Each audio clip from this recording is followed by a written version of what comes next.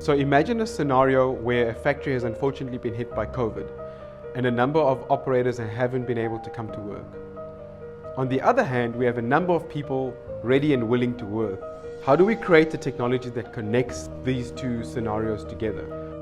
As we all know, there's a huge skills challenge in Africa. The African population sits at 1.3 billion.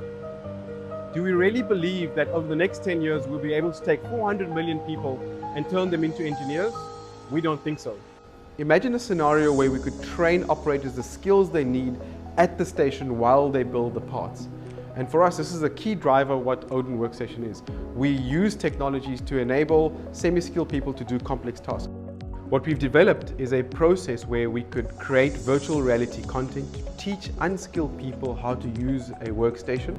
Once they've been through the VR process for about an hour or so, they're able to start working at the station. We have a number of checks and balances in the station that help control and guide the operator to perform the task in a secure, risk-free manner. We all remember 10 years ago, before we had Google Maps, we all used to drive around in our cars using paper maps. And essentially what Google Maps did was they created a cloud-based solution connected to GPS satellites that really changed the way we drive around the streets today. And essentially that's what we've done with Odin Workstation. So you can imagine the screen that the operator sees as the Google Maps, and the GPS part is actually the hardware on the station. And by connecting the intuitive guidance with the hardware on the station, we create a really innovative tool that guides operators. So even when the operator makes a mistake, just like Google reroutes you, we're able to reroute the operator so that they can perform the right tasks to maintain the quality of the part. So key features like scanning the barcode of components to make sure the right component is fitted, measuring the position of the component on the assembly so that the combination of parts are correct, the intuitive guidance that shows the operator step by step what to do, when to do it.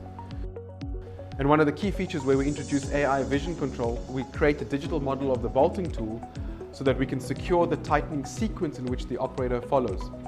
Some of the other key features that come out of this AI machine vision are something that we call virtual devices.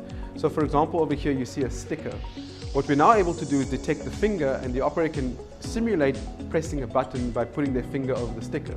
We also have key features, for example, checking that the operator is picking the right components by detecting their hand. Another critical feature that comes out of the virtual devices is a safety one, where we're now able to detect if an operator is wearing a glove or not.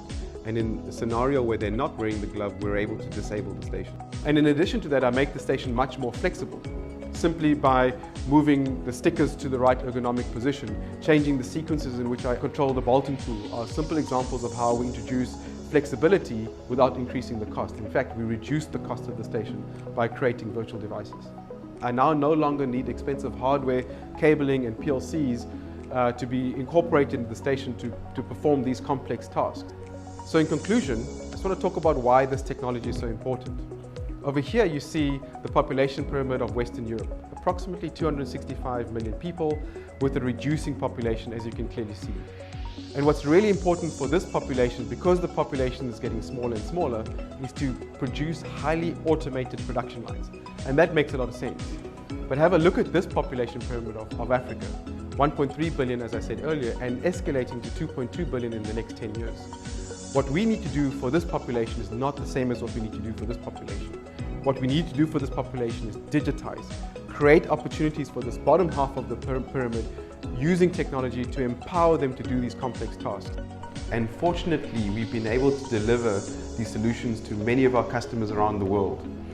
And through this, we've learned that by solving an African challenge, it creates huge opportunities for us to solve problems for the rest of the world.